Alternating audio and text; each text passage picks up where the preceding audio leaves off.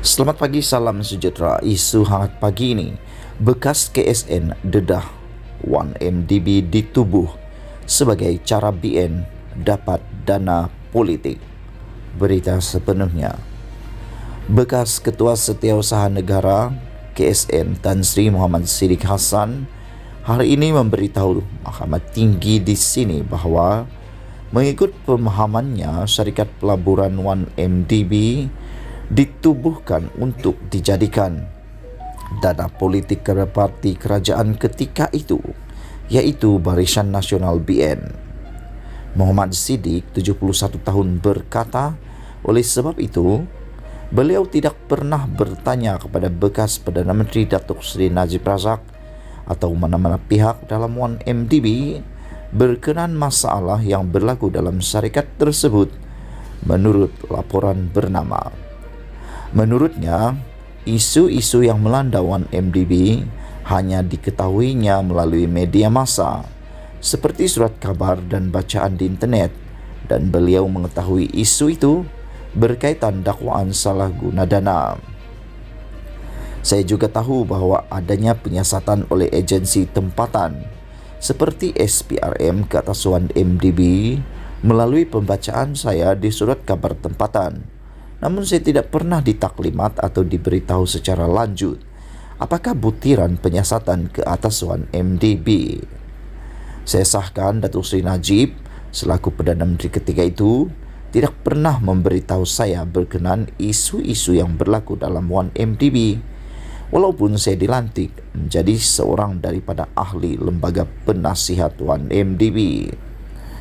Saya juga tidak pernah bertanya Datuk Seri Najib kenapa tiada sebarang mesyuarat ahli lembaga penasihat 1MDB diadakan sepanjang tempoh saya menjawat jawatan itu, dan tiada mana-mana wakil 1MDB melaporkan kepada saya tentang operasi dan pelaburan yang dibuat oleh pihak syarikat tersebut, katanya.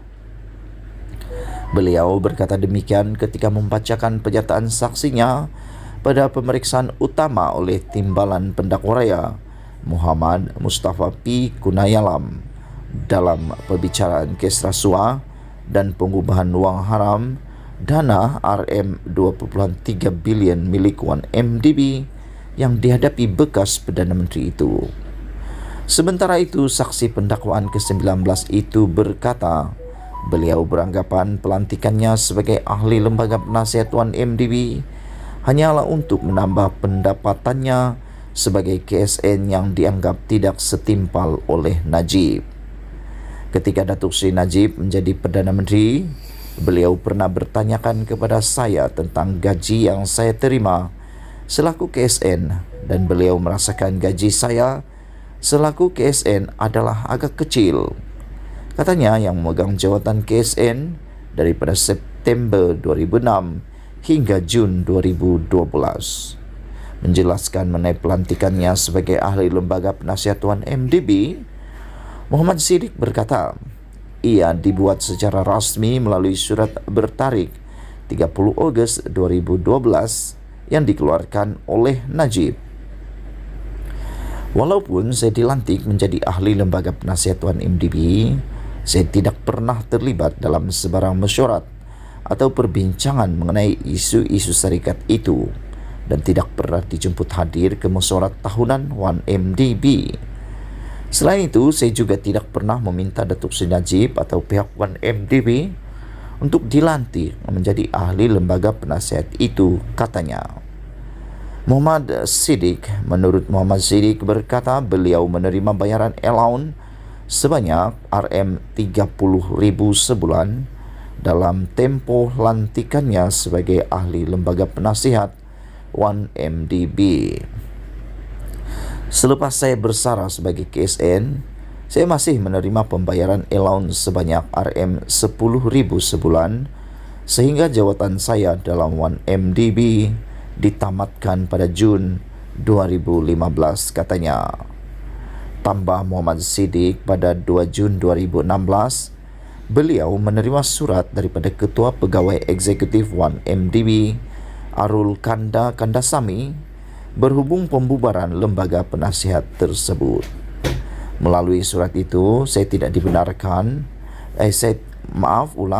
saya tidak diberitahu sebab-sebab pembubaran lembaga penasihat 1MDB dan saya tidak tahu kenapa ia telah diputuskan untuk dibubarkan. Saya juga tidak bertanya kepada Datuk Seri Najib atau pihak 1MDB kenapa lembaga penasihat itu dibubarkan. Katanya, Najib 68 tahun berdepan 4 pertuduhan, iaitu menggunakan kedudukan beliau untuk memperoleh suapan berjumlah RM2.3 bilion dana 1MDB dan 21 pertuduhan penggubahan wang haram membabitkan jumlah yang sama. Perbicaraan dijalankan di hadapan Hakim Datuk Collins Lawrence Sekera. Sekian isu hangat pagi ini. Jangan lupa tinggalkan komen anda, sila tekan butang subscribe dan kita jumpa lagi. Bye-bye.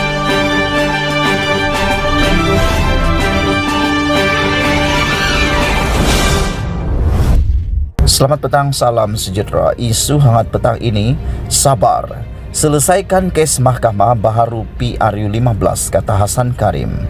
Berita sepenuhnya. Sikap terburu-buru Barisan Nasional, khususnya kumpulan kluster mahkamah yang mendesak agar pilihan raya umum ke-15 diadakan adalah tidak wajar, kata Hasan Abdul Karim. Ahli Parlimen Pasir Gudang itu berkata, daripada mendesak supaya PRU15 diadakan, adalah lebih baik pemimpin UMNO yang sedang berdepan puluhan pertuduhan di mahkamah menyelesaikan kes mereka terlebih dahulu kerana rakyat kini sedang berdepan kesusahan. Jadi kepada anggota kluster mahkamah ataupun yang bukan kluster mahkamah, mana-mana pihak yang sudah teruja untuk kembali berada di tampuk kuasa dan takhta diminta untuk bersabar sedikit. Selesaikan dahulu kes mahkamah masing-masing. Boleh juga jika mahu diadakan pemilihan parti politik masing-masing. Kawal inflasi supaya tidak masuk ke tahap hyperinflasi sehingga rakyat biasa boleh mati, katanya dalam satu kenyataan. Pemimpin lama PKR itu berkata, kerajaan perlu mencari jalan menyelesaikan isu rakyat yang lebih utama seperti isu kesihatan dan inflasi daripada memikirkan mengadakan PRU15 semata-mata. Selepas keadaan sesuai dan sejahtera serta COVID-19 tidak lagi menjadi ancaman bahaya terhadap kesihatan awam, maka ketika itu silalah adakan PRU segera mungkin, katanya. Dalam pada itu, Hasan yang juga bekas pengerusi PKR Johor berkata, pihaknya menyokong pendirian Perdana Menteri Datuk Seri Ismail Sabri Yaakob yang memberitahu beliau tidak boleh mendahului kuasa yang di-Pertuan Agong dalam soal menentukan tarikh PRU15.